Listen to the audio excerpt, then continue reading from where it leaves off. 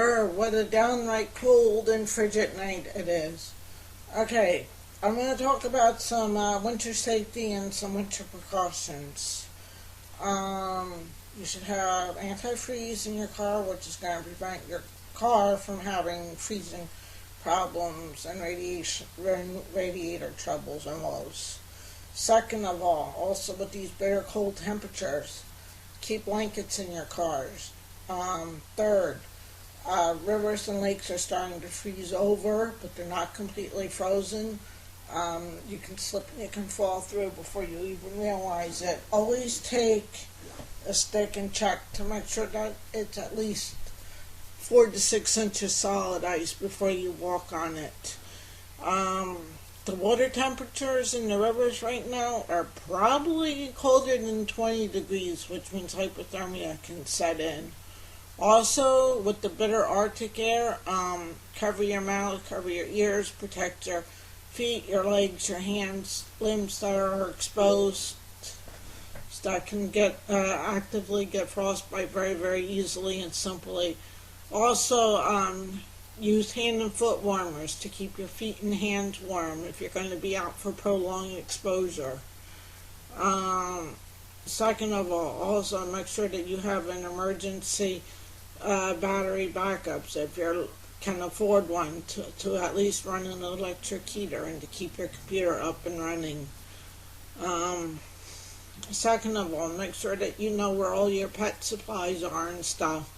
With the bitter cold, they can't take the cold either. Keep them rounded up, keep them warm, keep them safe.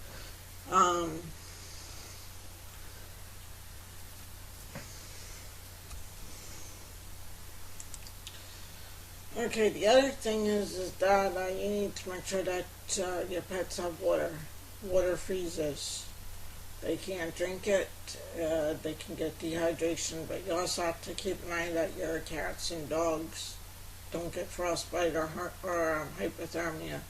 With a cat or dog, if they're getting frostbite or hypothermia, the paws will start to show really bad signs of being really bad numb. Like when we get hypothermia, frostbite, you have to apply the same basic treatments as what you would get to a human.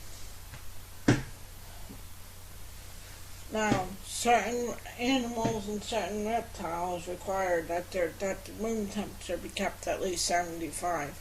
This goes for birds. Birds can get cold and sick very quickly, very easily. So make sure that you keep your feathered friends warm, comfortable, and happy.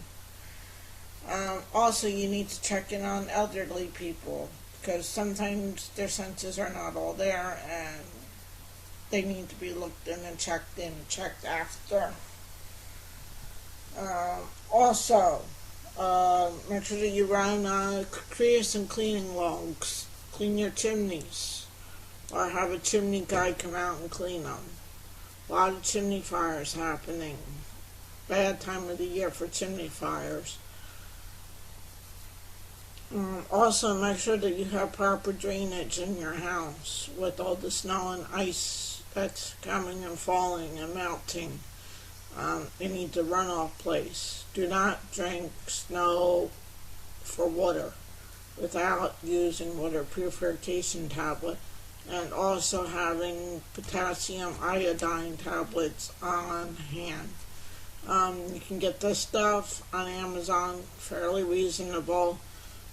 Also, for areas that lose power in the middle of the winter, you can get camping dehydrated food meals. They're not that expensive, but they have a shelf life of forever.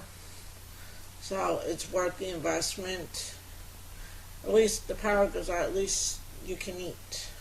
Might not be exactly the taste of the cuisine of what you would want to be eating and to have. It's better than going without. Also, the radioactive waste that's coming over from the Japan and stuff from when their nuclear reactor acted up. That's the radiation. There's a lot of hush-hush about that, but trace amounts are showing up on the East Coast. That is why I am saying do not eat or drink or use snow for water or anything like that without water purification tablets. Boiling the water alone will not kill the radiation, but water purification tablets will kill anything that's in that natural source of water that's been exposed to different chemicals. That is why they say use water purification tablets.